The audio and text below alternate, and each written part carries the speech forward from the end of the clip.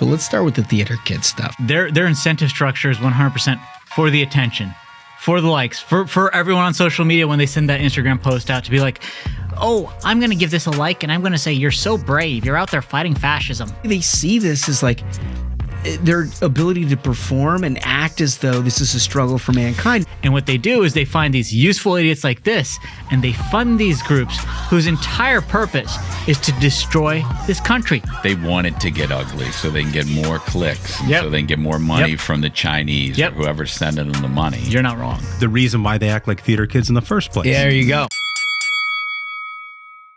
For years, the big health insurance companies have been raising the price of insurance, denying care and delaying treatments, while making record profits and receiving trillions of America's tax dollars through federal programs. When they get asked why health insurance prices keep skyrocketing, the big insurance companies dodge, distract, and blame everyone else. But the American public isn't buying it. Recent national polling shows that voters are concerned about affordability and, most importantly, want Congress to prioritize lowering the cost of health insurance. That's why Congress recently grilled the CEOs of the big health insurance companies to answer questions. After years of denying responsibility and pointing fingers everywhere but at themselves, the big insurance bosses are finally being asked to answer for skyrocketing premiums while they make record profits. It's an important first step, but Americans are demanding action and accountability, not more excuses and denials from big health insurance companies.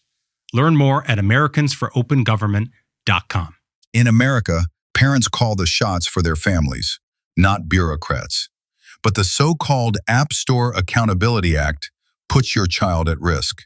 This bill requires app stores to collect children's sensitive personal data while taking away power from parents over how their child's data is handled by tech companies. Parents should get to decide if their child's age is shared with apps, not politicians.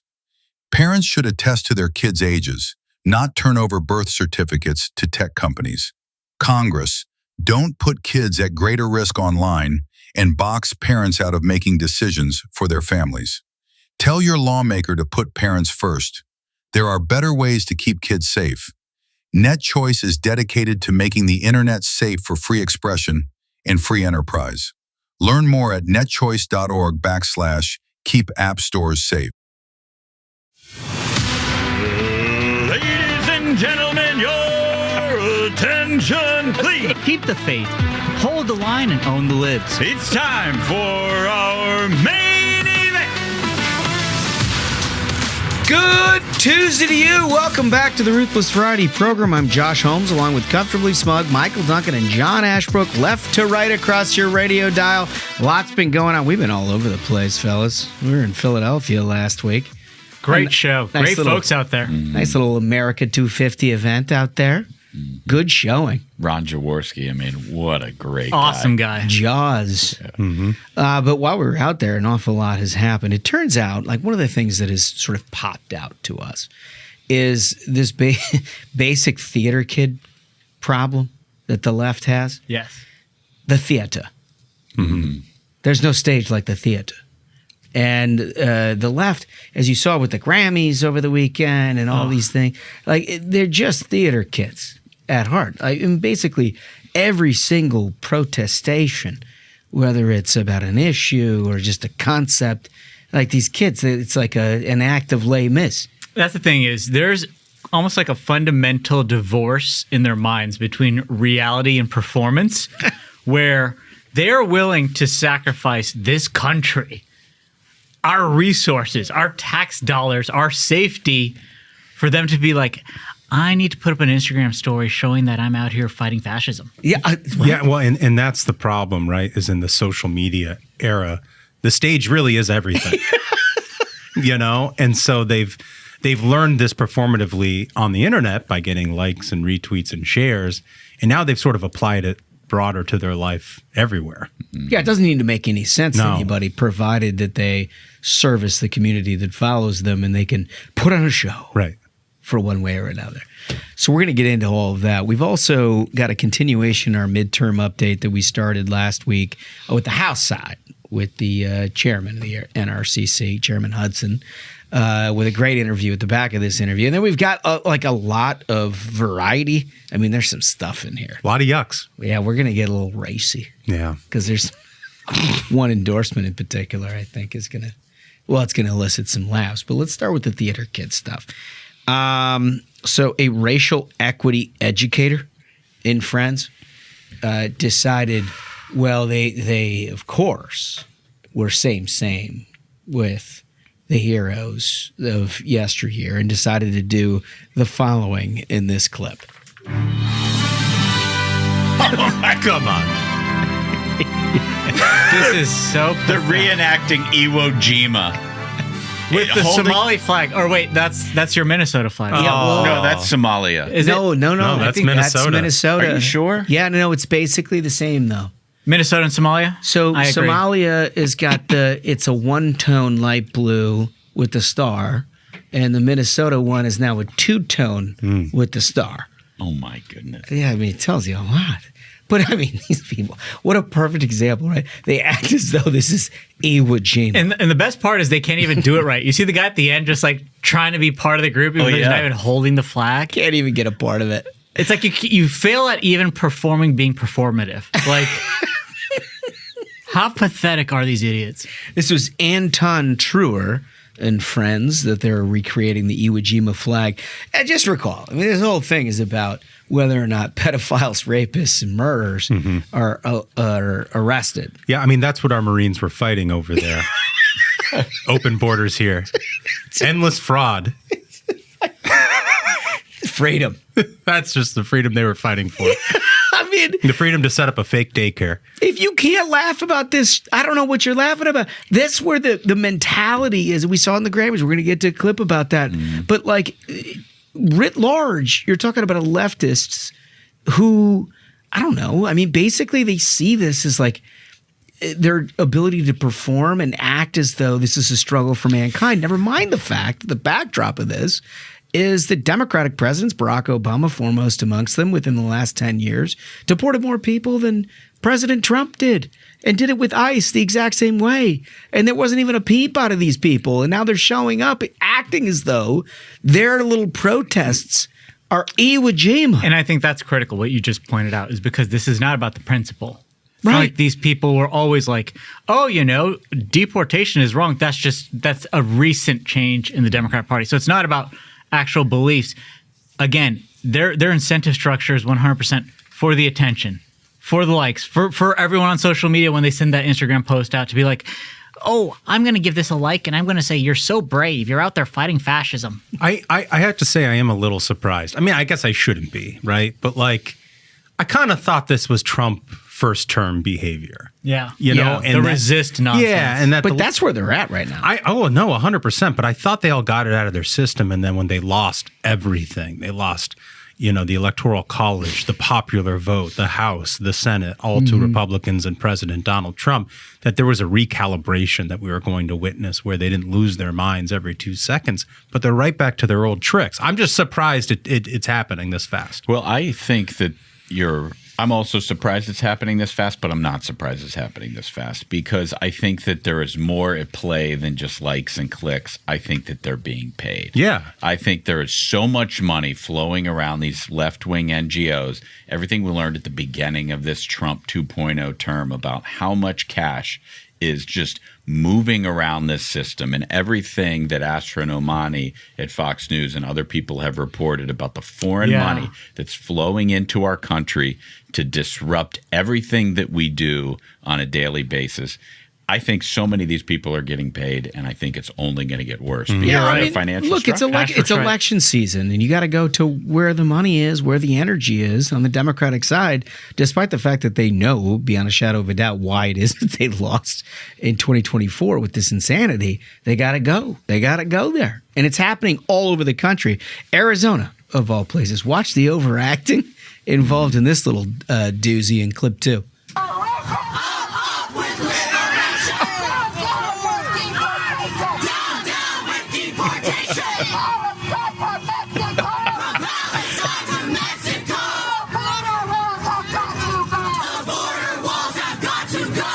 I mean, It's clearly a woman who knows she's being filmed, right?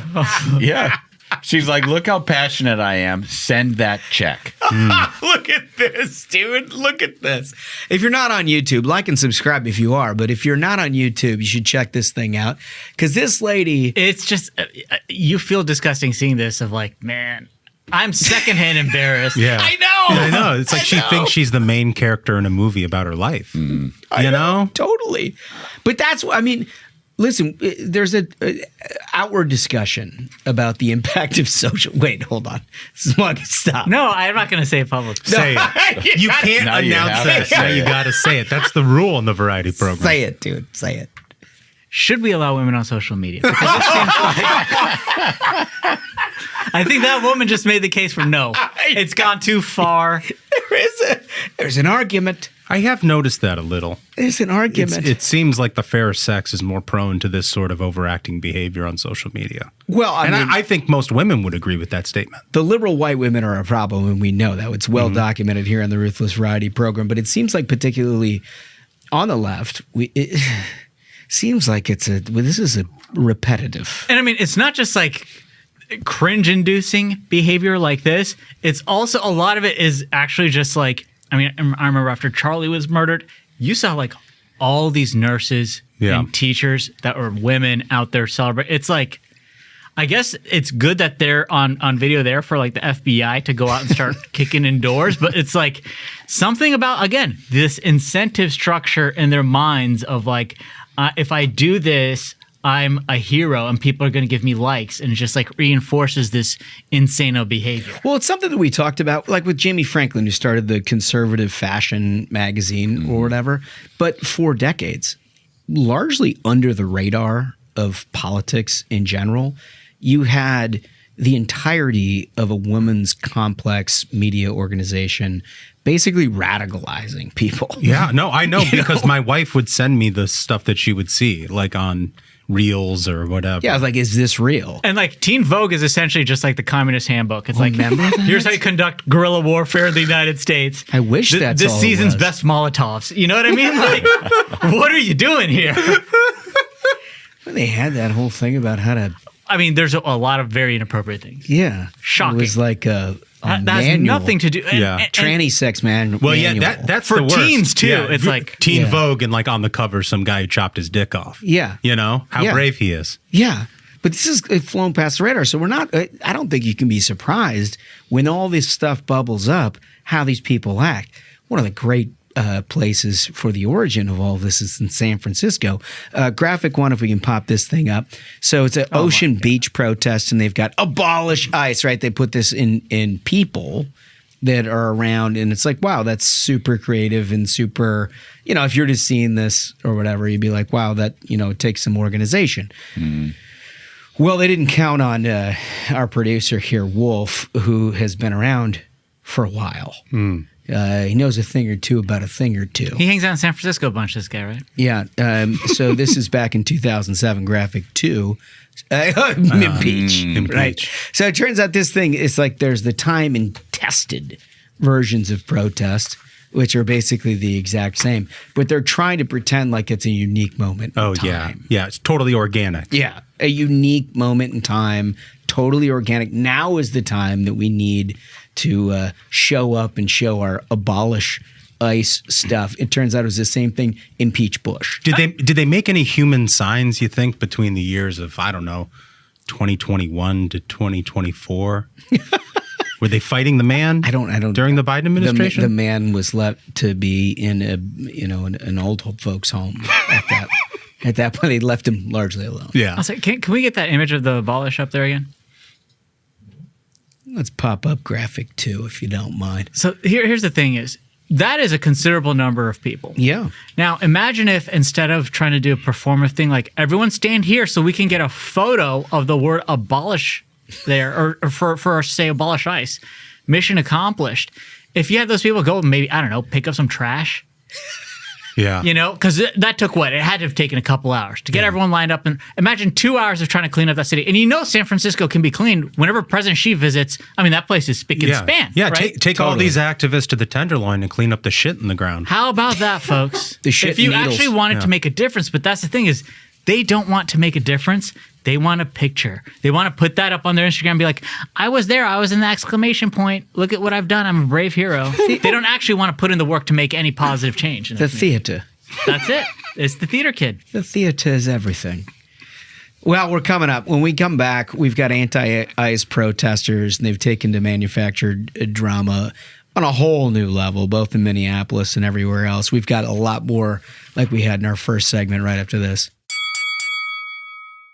Energy is all around us. It's how we move, how we build, and how we make every day a little easier. We're all around America's oil and natural gas, supporting 11 million good-paying American jobs across the country and powering our way of life. But energy demand is growing and fast. That's why we need to overhaul our broken permitting process to unleash America's abundant natural resources, strengthen national security, and create a future where American energy leads the world. What America builds today will help secure a more affordable, more reliable future with enough energy to go around for generations to come. Our country can't wait. We must pass permitting reform now to help secure American energy dominance. Because when America builds, America wins. America's oil and natural gas. Paid for by the American Petroleum Institute. Okay, so welcome back. In Minneapolis, you're all very well aware of the unrest that the left has created over simply enforcing the law. But this, I think, goes to a different level than we've seen almost anywhere outside of Seattle. What was it? Post George Floyd, where they created The CHOP thing? Yeah, like that zone. Yeah. Or whatever that they did. Well, they're doing this in Minnesota, and they're putting up roadblocks I saw for that. everyday citizens, like everyday people trying to get from one place to another. Yeah. And apparently they have a database where they can see whether or not there are cars that are registered to like rental cars or whatever that are they deemed to be ICE vehicles versus everybody else. Clip 3.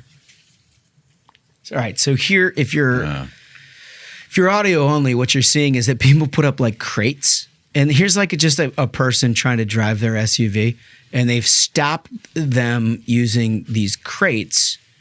They essentially have roadblocks where they're like, can I see your papers? Can you prove to me that you're not with ICE? They're like shipping pallets. Yeah, Yeah, they're like using- shipping pallets, but like all in the name of anti-fascist behavior. Just checkpoints. What they're Yeah. doing is creating checkpoints to check people trying to go to work, people trying to take their kids to a basketball game, where they have empowered themselves to, in fact, be the fascists. I've got an idea. Maybe we could like have like some sort of wall between the side of Minneapolis that wants to live in America, There you go. and the other side of the wall could be like a communist part, like East and West Germany, maybe like East-West Germany. like a full Berlin Wall. I think a Berlin So Wall. I'm against that. We should not give an inch to these communists. I think what Minneapolis needs is what's needed from the beginning. That's airstrikes. I think it needs airstrikes. There's one cure for Minneapolis. airstrikes in Minneapolis. Yep, that's it. They had their chance. We tried peace. Peace wasn't an option. I mean, Smug is what is right in one regard. We were talking about this in the production meeting. You know, seeing that video, it doesn't make you want to help them. Nope. You know, because like, where are the cops? Like, now we have vigilantes out there taking down people's license plates. These people aren't law enforcement. They're just intimidating and harassing their neighbors. Like, if I'm in my car on the way to work in the morning, just enjoying a nice cup of coffee, and somebody stops me being like, hi, I'm an anti-ICE protester. Here's my shipping crate. You got to stop your car so I can write down your license plate. There's going to be an altercation. Oh, for sure. You know? Yeah. I mean, what are these people doing? There was one, I saw one of these checkpoints that had a sign said, please no honking. And if I rolled up to that checkpoint, I'm laying on my horn for as long as I'm sitting at that checkpoint, and then I'm taking a can of orange soup, like the lefties put on these works of art, and just throwing the orange soup on them and honking my horn at the same time. Dude, it's a minor miracle there haven't been more vigilante justice in this circumstance. Like, I know my people. No, you don't. Do you? No. The ones who got run over? They are. Who are being ruled They by laid Somalis? down. Oh, yeah. I think you'd be surprised. I am surprised. If I'm they surprised go- they got rolled and the state is run by Tim Walz They and go company. out to some of those Yeah. western burbs, certainly outstate, and you're going to And end Ilhan up. Omar also just running that state. Yeah. Well, if Oh, you're showing right. up in 100%. Airstrikes, Cedar folks. Riverside, you got Airstrikes. one thing. I mean, I don't know. I just, like, don't blame people if this thing gets ugly when people are doing stuff like that. That's what I'm saying. But that's what they want. They want it to get ugly so they can get more clicks and Yep. so they can get more money Yep. from the Chinese Yep. or whoever's sending them the money. You're not wrong. But if And you're a government, I'm just going to say that's this their about whole. Tim. They're trying to like bait people into They are reacting. and you're right. And here's the thing: is like Fox is reporting on all of this money coming in from overseas that's been funding these groups of how they have like hats and signs all ready to go with Right. the like logos for the outfit that has been getting all this money overseas. And what they want to do is. It's pretty much obvious now to every country on earth, you can't take America by force. Right. Good luck. Like every country on earth combined could try to make it onto the U.S. And it's number one, they'll never take West Virginia, period. Okay? No country can do that. But what they're trying to do is destroy it from within.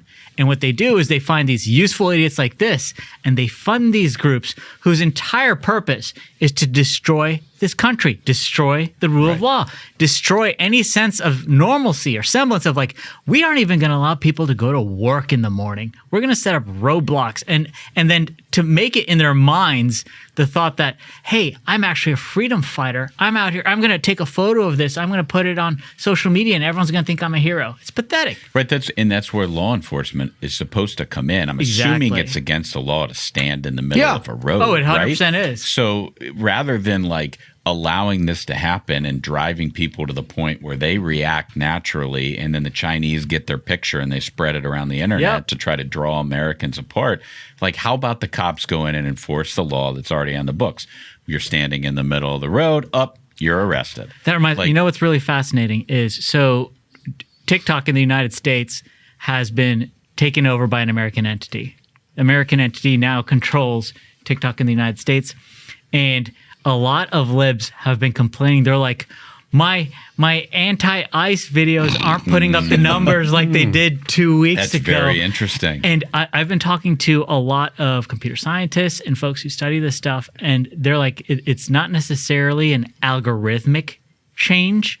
It's the Chinese were botting Goosey. views and likes where they're like, oh, you have something that says America sucks. We're going to make it look like you've got a ton of views and followers. Right. To be like, why am I making YouTube videos? I'm going to go on TikTok because I get way more views and have way more subscribers there. Turns out they were all just made up Chinese bots. Which is Right. influencing the reason why they act like theater kids in the first place. Yeah, there you go. Bingo. No question. They're like, this gets a ton of attention. Think about that. That's know. insane. There also needs to be external motivation, right? I mean, if you were convinced that the entirety of law enforcement and everything else was against you, or the Hollywood elite, you would probably be more reticent to go try to stop the roads. But you have Tim Walz out saying we're at war with the federal government. You've got a mayor of Minneapolis who's basically told them to get the F out.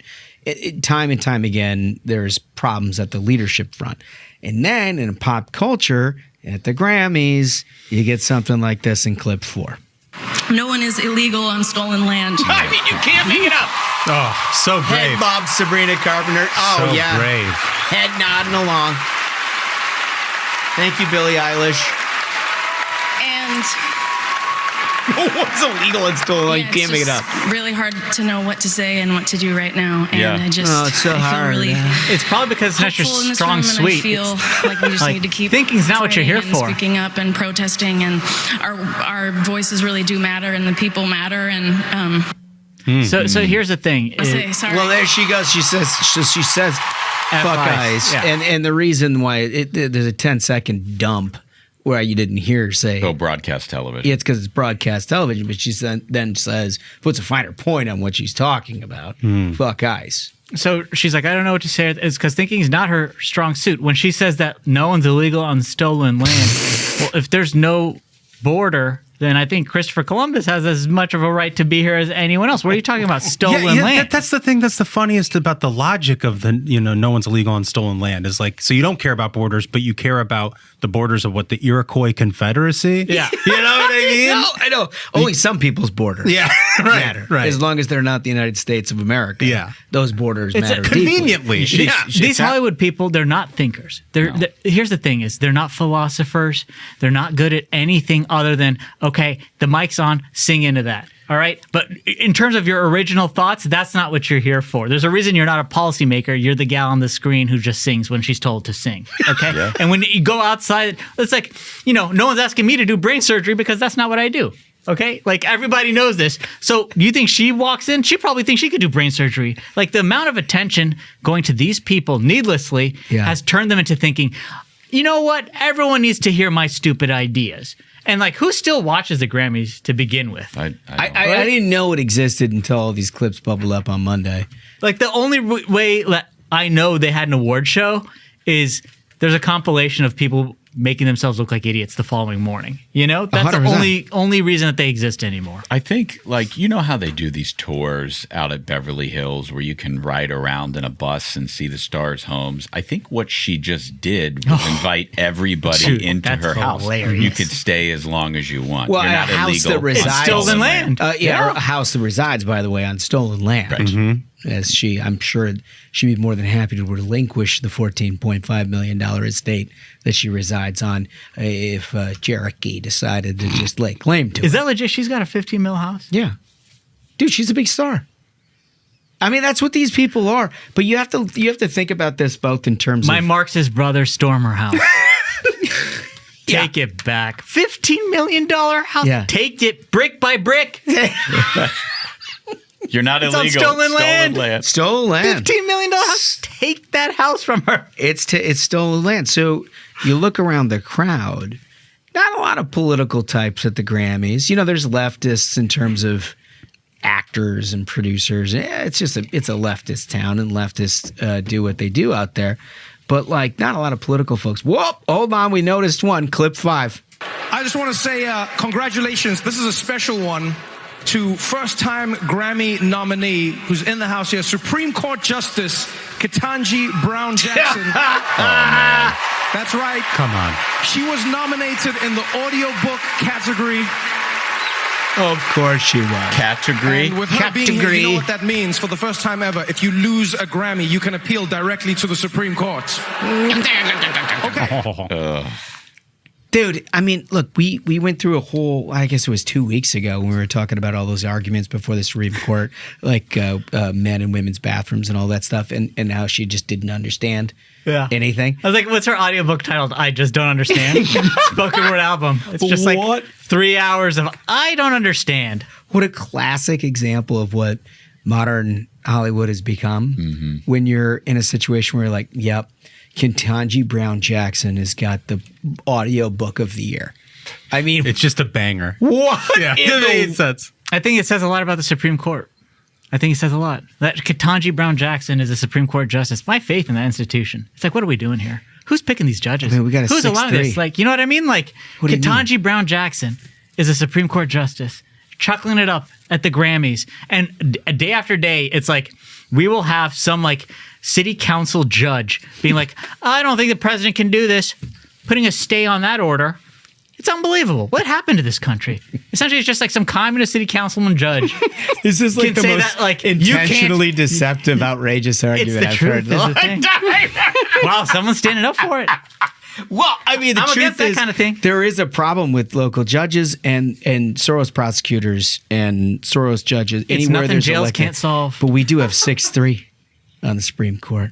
Turns out she's not in a majority. And then it takes That's why we're laughing First at off, her. it takes 6 months for one of these city council judge cases where they'll put a stay on some like this illegal murdered and raped 47 people, and then the city council judge is like, nope. No deportation. Bring them back. It's a Maryland man. They get brought back, and it's going to be 6 months if we're lucky that it gets to the Supreme Court. I love that he created a new part of the federal judiciary called city council judge. It's a Mickey Mouse judge. It's a Mickey Mouse judge. Like the district judge from Beverly Hills says you're not allowed to send this illegal rapist. And if we're lucky, within a year, it makes it to the Supreme Court. Probably doesn't, but then the guy's let back in the country. And it's just like, we have to deal with this. Enough's enough. Well, we don't have to deport him. Now we can just put him up in Billie Eilish's house. Yeah, no, it's all good. It's stolen land That anyway. I would support. But just in case you thought Ketanji Brown Jackson was only there at the Grammys just because of her delightful nomination, well, it turns out she's got a little bit of a history with the theater. Clip 5A. Yay! There she is, acting. Oh, my God. I think what I like about it is that I am having a very strongly negative reaction to it. Like I hate it. Which makes me think it must be brilliant. I hate that so much. That was her in a Broadway comedy, Juliet, in 2024. Like, lest you think for a second that this was pre-Supreme Court.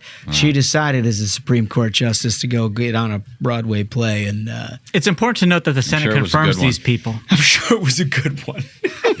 The Senate, in its infinite wisdom, was like, you know what? She's the right material for the Supreme Court. And they voted her in. I don't think any one of our people voted for That's her. unbelievable. Something that's got to be done about the Senate, too. You know, it's one thing to allow this kind of thing to happen. Did you see that clip?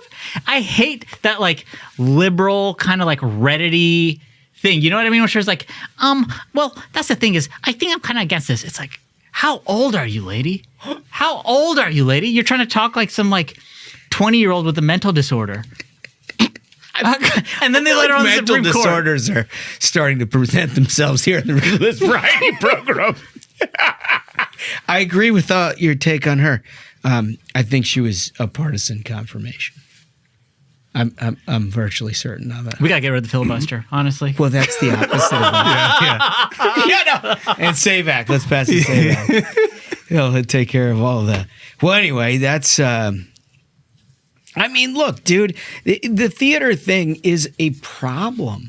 And you see it play out in, like, communities around you where there's all these liberal folk. They have no idea what it is that they're arguing for or against. They just know that they're angry and they have to be flamboyant about it. Mm-hmm. I mean, I genuinely hope that now that the Chinese aren't in control of TikTok America, that kind of like carrot that was out there for this behavior starts getting dulled a little bit at the very I don't think least. so, dude. I think that just frees up their money for another avenue. Yeah.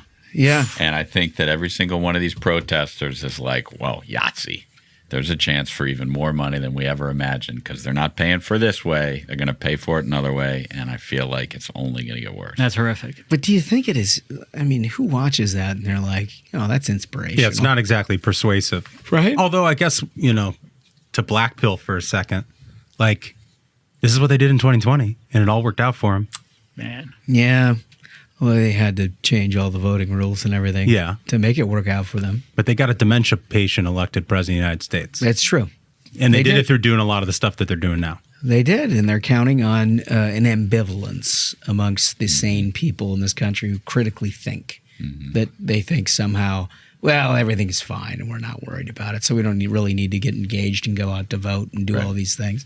You're not wrong, dude. No vote is illegal on stolen land. Dude, that's the next step. That's coming next. That's the next step. Yeah. That's well said. So question of the day. When you like and subscribe to the Ruthless Variety Program, we ask you a question. We get back to you with your responses in the very next episode. This particular question is, what is driving the left's theater kid problem? Is it the social media thing? Might be. Is it just like a screw loose? I mean, it could be that too. Mass scale Could be mental a problems. Combination of screws not fitting with whatever and social media. I don't know. It could be a whole bunch of things. And when we come back, we're going to get to your comments from last episode where we asked, how are you celebrating America 250? That was from Philadelphia. Great time with Jaws and the crew in Philly. Thank you for everybody for coming out. But we asked you, how are you going to celebrate? We got some ideas, and I know you do right after this. It is the 250th birthday of this great country, the United States of America, and we asked you in our question of the day, how are you celebrating? Your answers, we read every single one when you like and subscribe, and to do that, we always start with a voice. First one comes from Soapy. who writes, I'm using my wonderful experience as an 11-year-old in 1976 during the bicentennial to educate those in my hometown newspaper and also online about the miracle that is the founding of America. That's well awesome. done, Soapy. Well done. Absolutely right. What were you doing during the bicentennial, Ashley? Well, I wasn't alive during the bicentennial, First grandchild. but I He's do celebrating his first grandchild. I do have an aunt. I do have an aunt who wrote a poem about the bicentennial. She wrote, "The bicentennial is my centennial." And yours? That's really good. He was minting the quarters. Yeah. That's right. That's right. That's why I'm so wealthy and I'm sitting on the stage with you guys. Comment 2, Dunks or Unks. This is from Sam Kalos. Sam writes, how am I going to celebrate America 250? By doing all of the things that my papu did, both Greek immigrants who came in the mid-early 1900s. Wow. I'm going to love every minute of this year, thanking God that I get to be alive in this day and in this time. I am grateful to the heroes that have kept us free and those like you guys who are teaching a nation of grateful conservatives. God bless America. I like Very that. nice. That's very kind. And you notice how Sam threw in like you guys so Smug couldn't come back at the Greeks? Yeah. You know, the Greeks are actually pretty great people. Yeah, I don't have any problem with the Greeks. I mean, their food is pretty terrific. I love how he mentions it like it was up in the air. Many people are asking questions about these Greeks. Dude, Terrific dining. the Greeks get no respect. They really don't. They get Super absolutely underrated. no respect. There's a giant movie coming out this summer. I don't know if you guys saw it. The Odyssey? The Odyssey. I think it's going to be woke. I'm terrified it's going to be a woke. Dude, movie. there's not a single Greek cast in the entire movie. What? Yeah. Can you believe that? Yeah. The Greeks They are have like a Zendaya, but it's like we can't find a Greek guy. Go to Astoria. There's like 50 guys you can get for that movie in 10 minutes. I mean, our boy Harry is going to be delighted to see that Smug's come down on the side of the Greeks. Shout out to Harry. Yeah, seriously. Opa! Nothing but olive. I mean, their food is terrific. Dude, they make a great salad. It's a great place to visit. There's a stark difference because lots of people are like, what's the difference between a Greek and an Italian? Well, one cares about their culture. Oh. You go to Athens, they got museum after museum if you want to learn about the history of the Greeks. You go to Rome, they're like, no, you see a bunch of Italians stole all the shit. We have nothing. Okay. Who'd have expected Italians were criminals, right? I was just as surprised. I think Harry was like, if you want to find all the marble from the Colosseum, you have to go to all the houses around the area. That's not a joke. Yeah. That's true. That's crazy. Yeah. It's wild. All right, Smug, comment 3. Comment 3 comes from Andrew Turner. Andrew writes, what I'm doing for America's 250 is loving the American way. Gonna buy more ammo, hold the line, and own the libs. Oh, there you go. Andrew. Okay. There it is. That's a base deal. I love that. All right, so listen, we're going to get to some variety after this, and I got to brace you just for a minute. It's a bit out of control. It's out There's of some pocket. good stuff in here. The kind of stuff that gets the fellas going. If you're at a point in the program where the kids are still in the car, perhaps you want to listen to this after you've dropped them off, right after this. Okay, so this is the variety that I'd warned you about. I will say that during the break, Wolf had protestations about what he felt like was artistic authorship of a tease into this that I felt the need to warn children he did not. So I feel It's always wild when the guys behind the camera try telling the ones in front how to do their job. Yeah. But I feel now compelled. Well, now let's read the tease. Yeah. An errant chair takes out a man just trying to have a good time. Can a big, bold new leader in the Democratic Party help erect a winning coalition ahead of the midterms? And Florida is at it again. We have the clips right after this. Yeah, it's a good tease. Yeah, very well written. I mean, I pick Holmes's. But here's the thing: you can't take that tease back after you hear the context. Right. To which we're talking about erecting, and we're talking about just trying to have a good time and things like that. Are you implying that erecting was a double entendre? A double entendre. It was too subtle. Yeah, well, I'm just telling you about what we're going to get into. You which needed is, a harder tease. What? Yeah. Okay. That's it. A harder, sturdier tease. Something that lasted a little longer. Oh, God.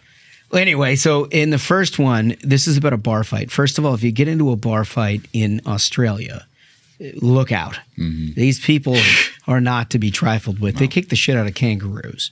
Right. I mean, we've seen it with our own eyes. It's a We played prison it. colony for crying out loud. Yeah, they're the offspring of criminals. Exactly. Maybe even more so than Italians. This. But you really have to level up your game when you're talking about a strip club fight. And that's what we have here in clip 6 when you've got two friends who have gotten tossed out of a strip club in Melbourne. And Melbourne. Yeah, sure. And it doesn't go well. Clip 6. A chair thrown outside a strip club hits a man in the head and he goes down hard. It happened here around 9:20. The wild thing is the bouncer laughed in the city. Did you see that? You're going to find out why. The man and a mate had been inside but were thrown out. One of them grabbed a chair from a restaurant next door, despite staff and customers there trying to stop him, and it's suspected he was trying to throw it at security at the front door, but instead it hit his mate in the head. He recovered reasonably quickly, got up and walked away. It's understood no one rang police or an ambulance. We'll have full details. Is that another ability that Australians have? Is they can't get concussions? Like the Irish. I heard the Irish can't get concussions. But it's also like because like I would be concerned. That looks like a medical situation. Did you see that chair hit that dude's head? He bounced right back. So, I mean, if you couldn't tell from the broadcast, what happened is that these two guys who were basically in uniform, khakis and a light blue shirt, button up, they were like, we're going to go in uniform tonight to the strip club. Well, they got tossed out for, who knows what, some kind of a nefarious Did it seem like it was still light out? Is this like a 3 p.m. visit to the strip club? It could be. Or it could be well lit. We don't know the circumstances, but what we do know is that they both got tossed out, and one gentleman was particularly incensed by that, grabbed a chair and tried to throw it at the people who threw him out. Ended up knocking his buddy out entirely, although he seemed to bounce back, no concussion. Again, I guess it's Australians. And the Irish can't get concussions. They didn't ring the authorities. Well, if you think, jeez, that just was That's so serious. much force. That is right into the serious. occipital lobe. The guy should be blind. if you think the buddy regrets throwing the chair into his friend, think about when their wives see this on television. Oh man, They were probably throwing more than that around inside the club, right? I mean, which is probably why they got ejected in the first place. Well, anyway, so that's what's happening in Australia. Moving on, this is right here in the United States of America in the great state of Illinois, where there is a Senate race that's happening. And, one of the candidates, what's this guy's name? Oh, my God. Look at the endorsement. Raja Krishnamurthy? Yeah. So he's a member of the House, right? Mm-hmm. Yeah. So he's running to replace Dick Durbin, quite a contentious Democratic primary. And so he decides he wants to put out the county chairs of his great campaign. And he puts up on X a slate card, right? These are the people who endorse me. Have a look at this bad boy. Graphic 3. Oh, Jim Eason. Okay, all right. Shauna Ryder, that makes sense. Betty Murphy, Henry County. That's fine. Chair Dick Bigger Jr. of Henderson County.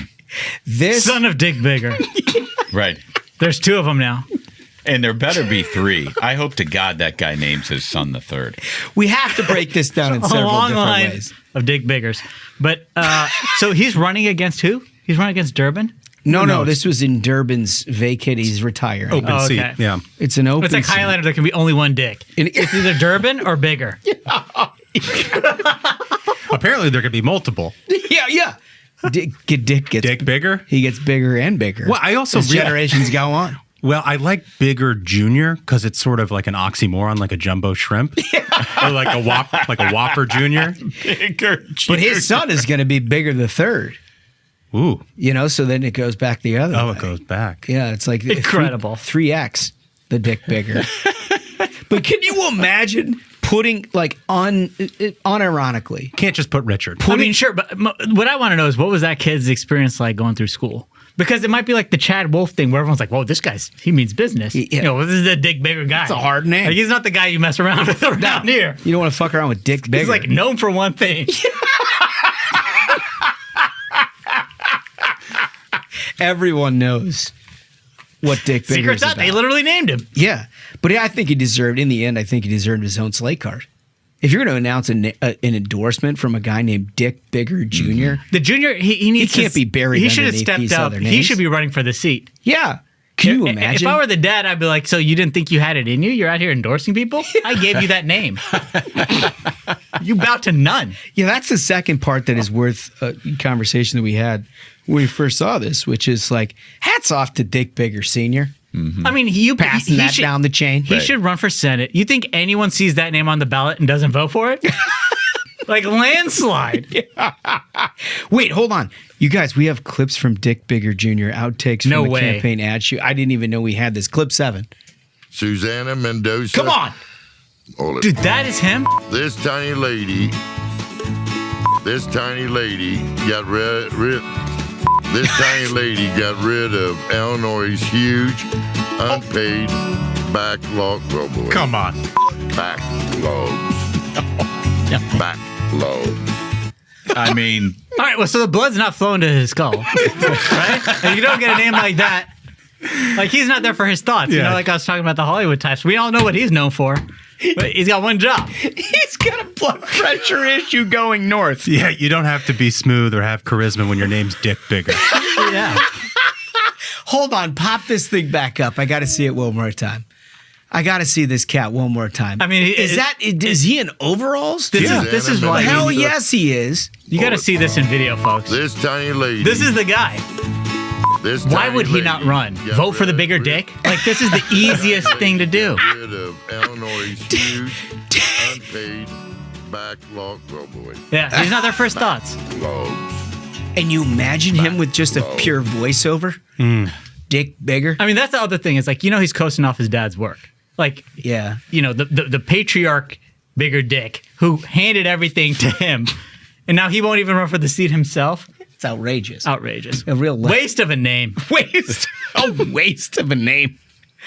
All right, so you guys want some animal news? Always. All right, so you can apparently collect iguanas. They're a bit of an invasive species in the great state of Florida. Yeah. I don't know if it's gotten to the point where it's like those pythons or whatever. Because DeSantis said you can kill those on site. Yeah. He'll pay cash for those. It's pythons, iguanas, and New Yorkers. Yeah. The 3 invasive species. That is good. It's fair. I like that. That's fair. And there's sort of an eastern coastal issue when it comes to the latter. But anyway, it turns out it's been pretty cold in Florida. Pretty cold everywhere, yeah. Unseasonably cold in Florida. And now they've got these things cold stunned. Clip 8. This morning, guys. I'm cold stunned myself, but look at this right now. We just saw a couple more groups of people Handfuls roll up of here. iguanas. I can't even count how many iguanas are right there.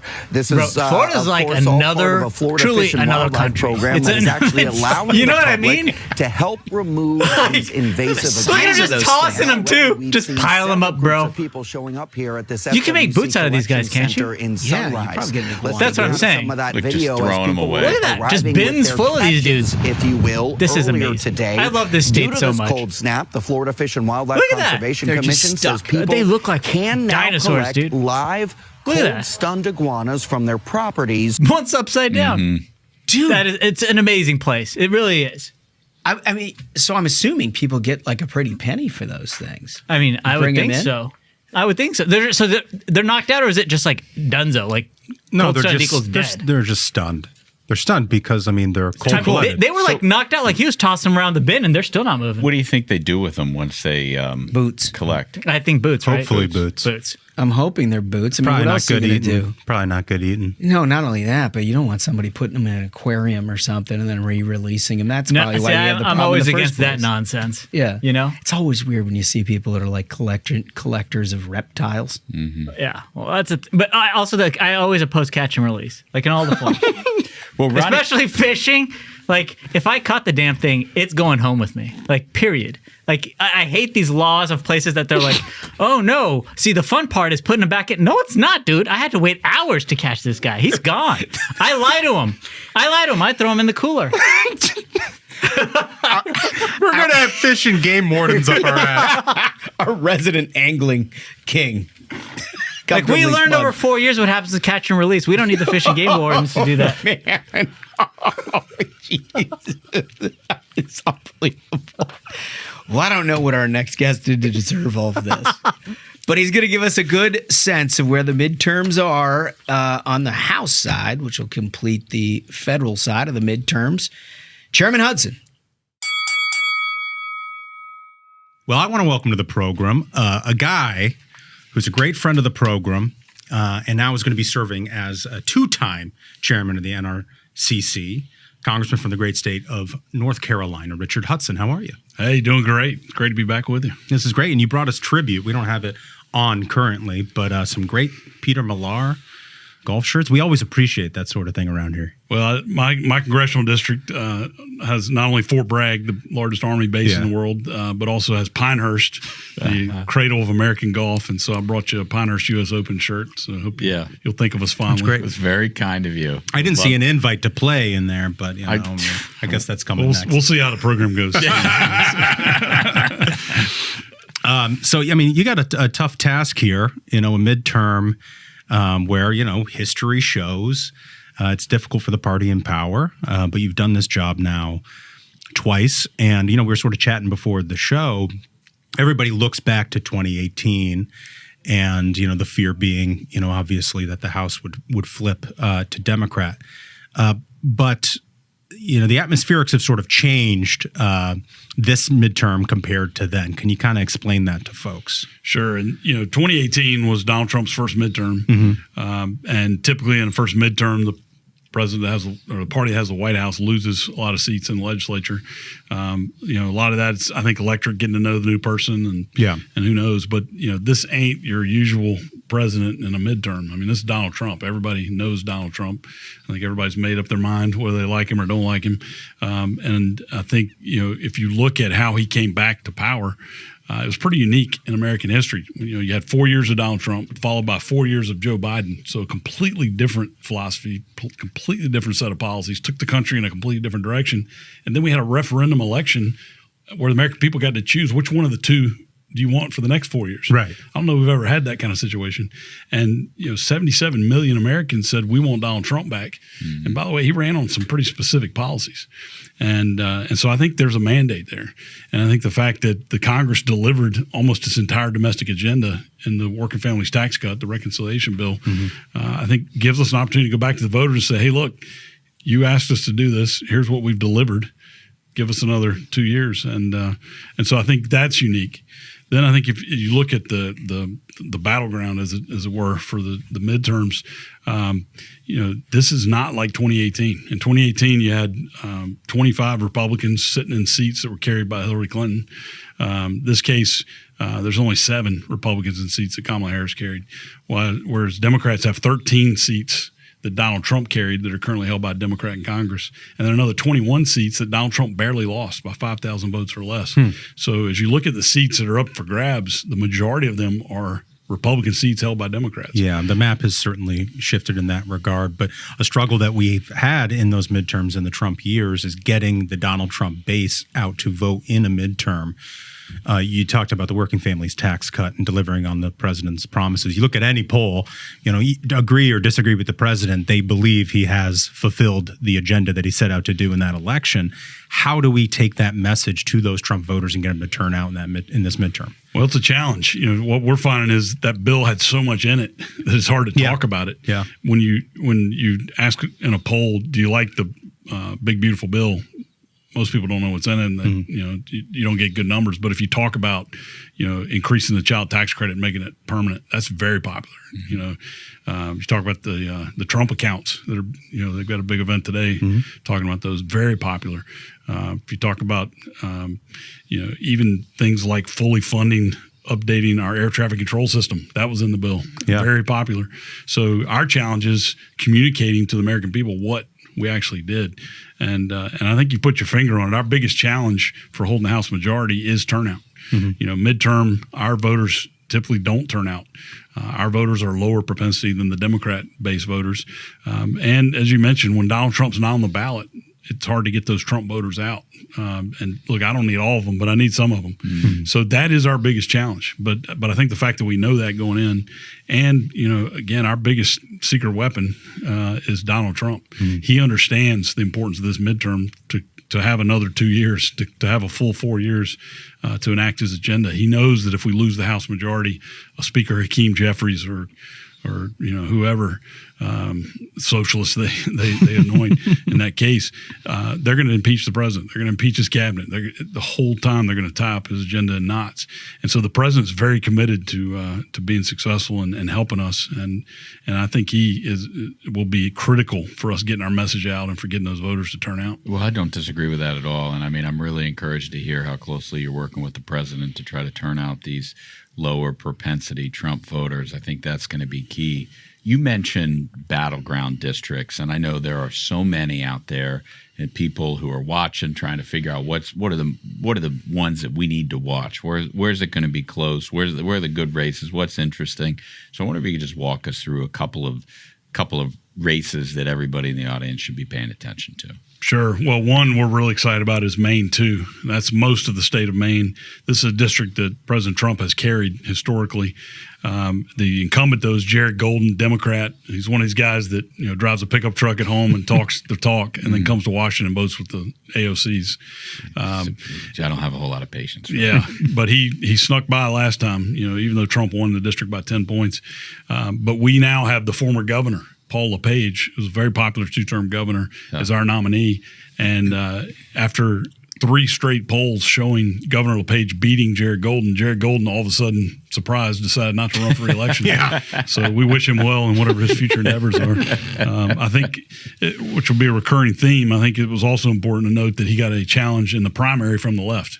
And we're seeing a lot of that. I mean, the Democrats are in an absolute civil war right now. But Maine, too, with Paul LePage in an open seat, we feel really good about it. Marcy Kaptur, Ohio 9. This is another one. She's been a tough out over the years. She's been tough. And Donald Trump carried that district by 10 points. But Marcy barely won. But we got her below 50%, and the margin of her victory was about the same as the Libertarian candidate got. So very, very close call last time. We have 4 credible candidates in a primary now. I think any one of those we can win. So that's one to definitely keep an eye on. In Texas, we got a couple districts down the Rio Grande Valley. Texas 34, the incumbents of Vicente Gonzalez. This is another seat that in the old lines before Texas redrew, Trump won by 5. In the new district, he would win by 11. And we have one of the most exciting candidates in America, Eric Flores.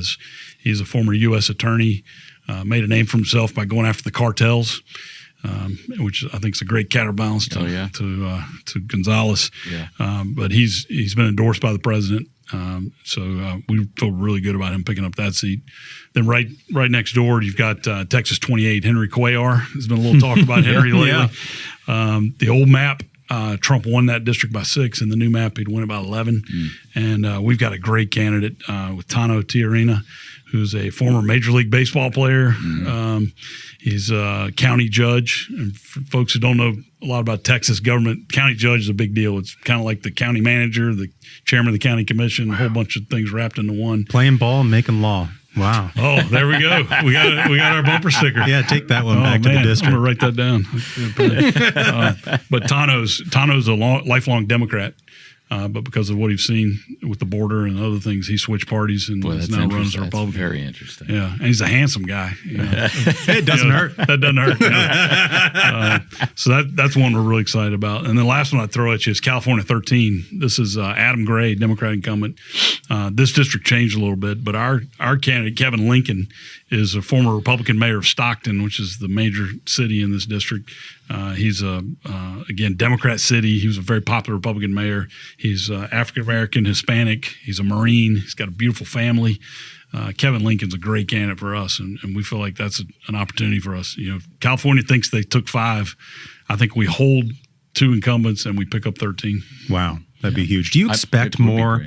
Do you expect more Democratic retirements as we kind of get further along in the calendar year here? I mean, because you've mentioned a couple of these folks who either barely squeaked by in a Trump district, or there's been redistricting in a lot of these places where maybe they look at the writing on the wall and they retire. Yeah, it's very possible. And if you look at, there's been a lot of retirements, but given historic numbers, not really that high. Yeah. The good news for us is the Republican retirements have all been pretty much safe seats. We've got a couple. Don Bacon's seat in Nebraska. It's one of the 3 seats that Kamala Harris carried. before all the redistricting. But that's one that's tough. John James running for governor in Michigan, his district, it's a Trump district, but it's it's not a slam dunk district for us, so it's one we're going to have to go fight. But we've got really good candidates in both. Whereas on the Democrat side, a lot of their open seats are causing them real problems. Yeah. And I would just add, going back to what I said before, they're in a civil war in their party, fighting to see who can be the craziest left. And a lot of these seats, like Gabe Evans in Colorado, 8, great Republican freshman, very tough district, swing district, northern suburbs of Denver, but their Democrat primary is like a clown car of socialists. I mean, they're fighting to see who can be the most like Che Guevara or something. Yeah. And so whoever they nominate is going to be almost unelectable. Yeah, I think it's really important that you mention that, because the Dem civil war is something that we haven't seen in this country in quite some time. And they're fighting it out in the open. And like you say, they're fighting to try to be who's the most socialist, who's the most communist. And it's really an X factor for this midterm that hasn't quite been tested yet. They didn't have the same civil war dynamic in 2018 as much as we tried to push it and talk about how, there are primaries on the Dem side. Nobody would ever write it. And it's not that people are writing it, the Washington reporters who are all Democrats, it's not that they're writing it now. It's that it's actually real. It's actually if they're having fistfights on their side. And it seems like, we talk about turnout on our side, but those kinds of fistfights are probably going to drain turnout on their side if half of their party isn't happy with who was nominated. That's right. Yeah, I think that's definitely true. And another seat where that's true is in Washington State. With Cruz Camp Perez. She's left is very mad at her right now. Very mad at her. Yeah. And so, how enthusiastic are they going to be turning out? And that's another seat that Donald Trump wins.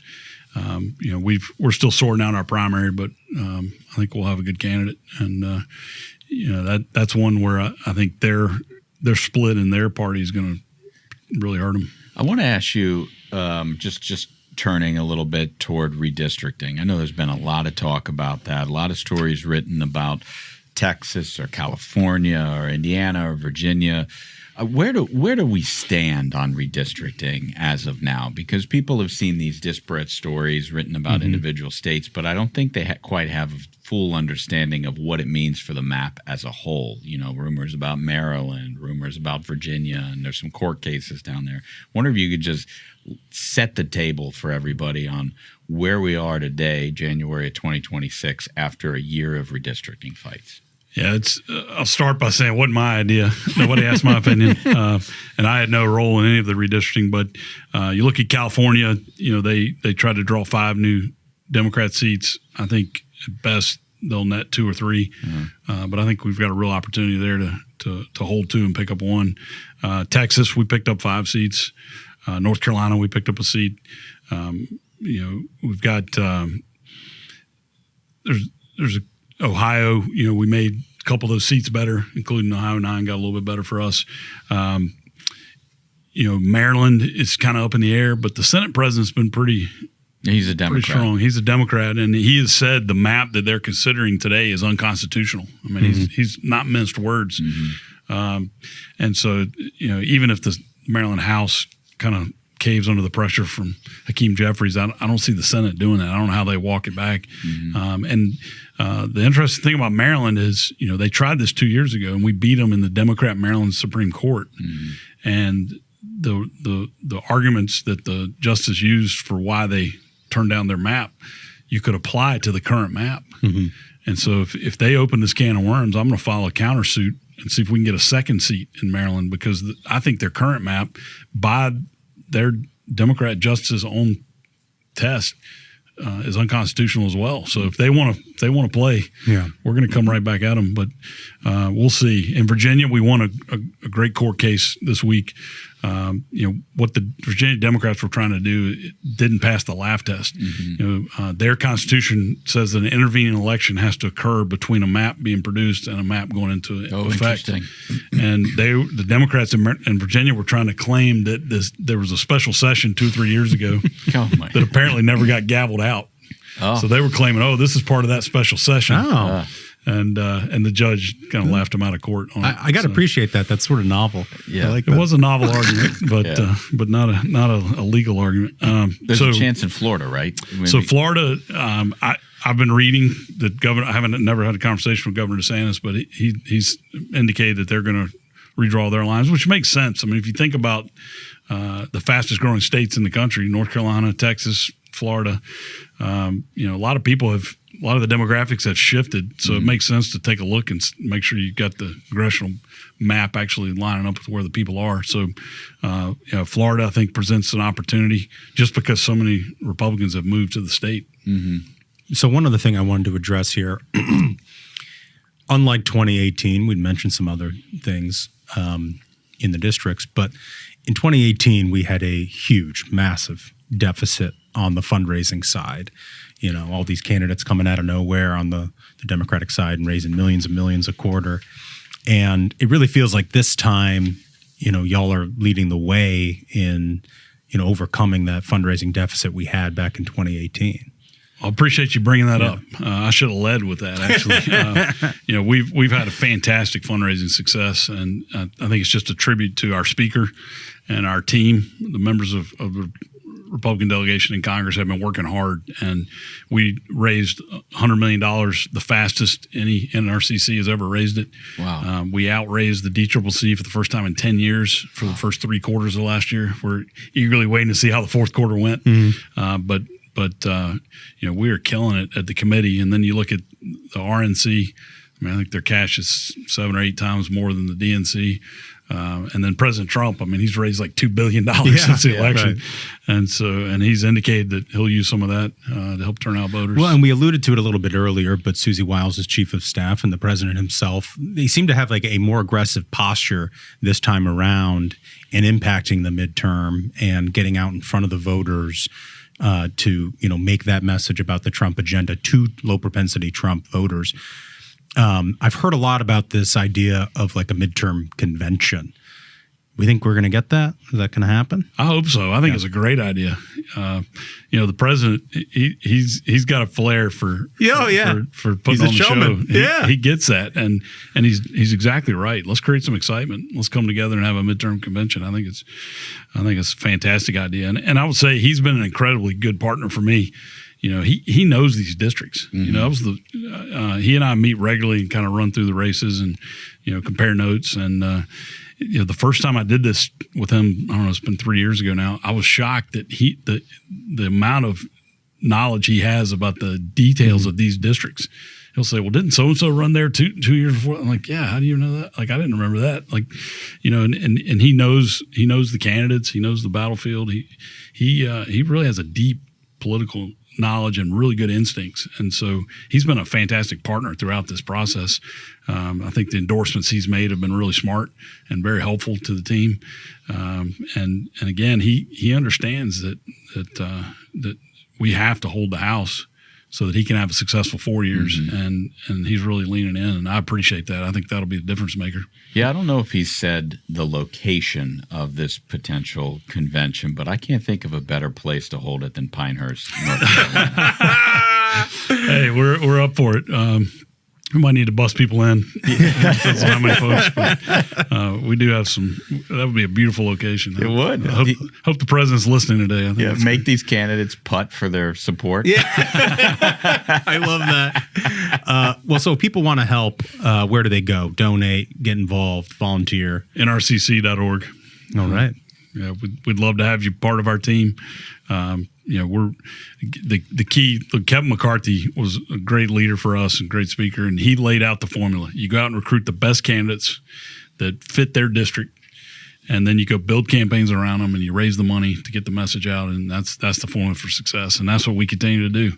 And we've got fantastic candidates, and we've already opened. We call them battle stations, but field offices. In about a dozen places where we're already doing voter contact and building really strong campaigns, and we just got to keep the dollars flowing so that we can fund it and get the message out. And with Donald Trump's help, we'll turn them out and hold this house. Fantastic. And if you have any candidates, that we should have on in here to the studio just so they can get to know our listeners and viewers, keep an open line. I've got a list. I'll pass it to you. I'm sure you do. Chairman, thank you so much for joining us. Always a pleasure. Thank you. Well, obviously, a lot of very interesting races to keep an eye on this year, and hopefully he'll come back and talk a little bit more about it. The guy's raising an awful lot of money. We saw over the weekend that they are just outpacing Democrats left and right on the committee level, and there's a big reason for that. It's because guys like Hudson are out there really working it hard. Yeah, for sure. And a good guy. Like him a lot Great here in the Variety Program. He's been a part of what we've been doing here right from the very beginning. Home state guy. Yeah, awesome guy. Great guy from North Carolina. Everyone in North Carolina loves him. He does a ton of tremendous work. And this midterm is so important. So important. He's been raising a ton of money. President Trump, it just came out this past weekend, has raised $500 million towards the midterm races because they know how important it is. Yeah. No, it's going to be something to keep an eye on. We'll keep you updated along the way, as we promised we would here on the Ruthless Variety Program. Remember our question of the day: when you like and subscribe to the Ruthless Variety Program, we read all of your answers and get back to you the very next episode. In this case, it's going to be on Thursday. Today's question is, what's driving the left's theater kid problem? We got a lot of theories about it. I'm sure you do too. So like, subscribe, leave your answer, read all of them, and get back to the very next episode. With that, fellas, I believe we've done it. I think so. Absolute banger of an episode, gentlemen. Thank you so much, Congressman Hudson, and thank you to the listeners. Remember, if you have not yet, go to the YouTube and hit that subscribe because it's more fun in video. So until next time, minions, keep the faith, hold the line, and own the libs. We'll see you on Thursday. Stay ruthless.